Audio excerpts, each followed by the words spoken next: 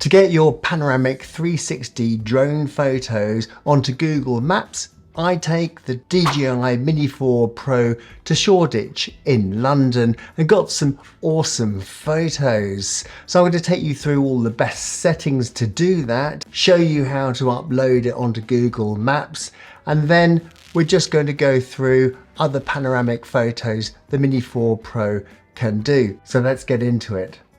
You can just go to Google Maps, but if you've taken multiple photos in multiple locations, then a good way is to back up your flight records, and then you can copy your location, go to Maps, click the three lines on the top left hand side and go to your contributions, put in the location, and as you can see, this is where I launched from. So if we just zoom in, this is where we had lunch, so let's use that as our place of interest. And if you just scroll down, you can see it says add a photo, and you can go to wherever your image is, and I've put one on my desktop, and I'm just gonna click and drag that image in.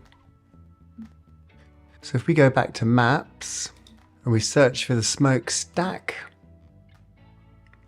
and then we look at their images, scroll along, and then you'll see 360 images, and there's our image there, and it's got our name here, so that'll always be in Google search, which is quite a nice thing. You've been recognized for the image. There is our 360 image.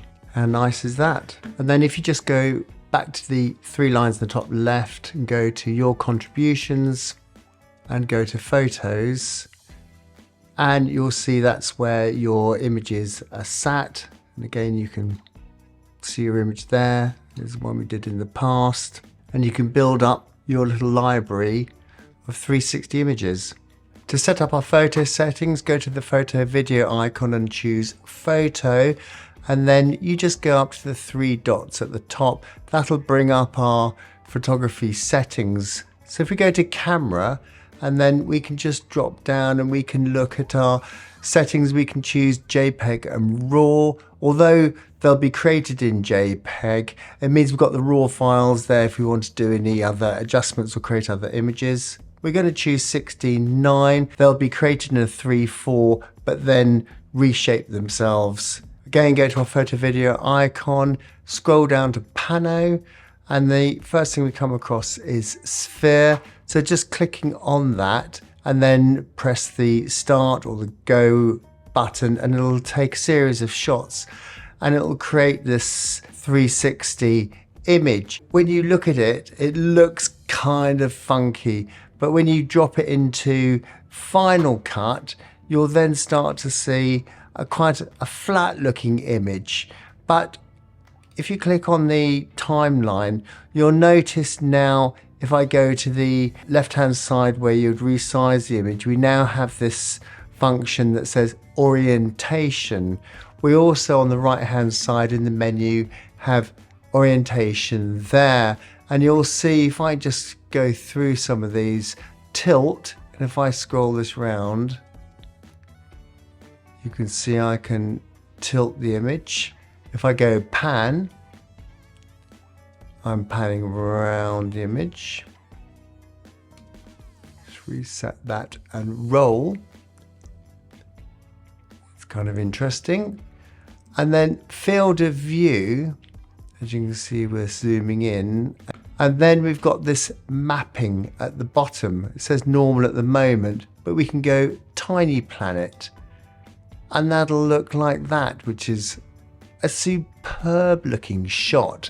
And now again, we can play with our functions here where we can change the tilt and the pan, roll,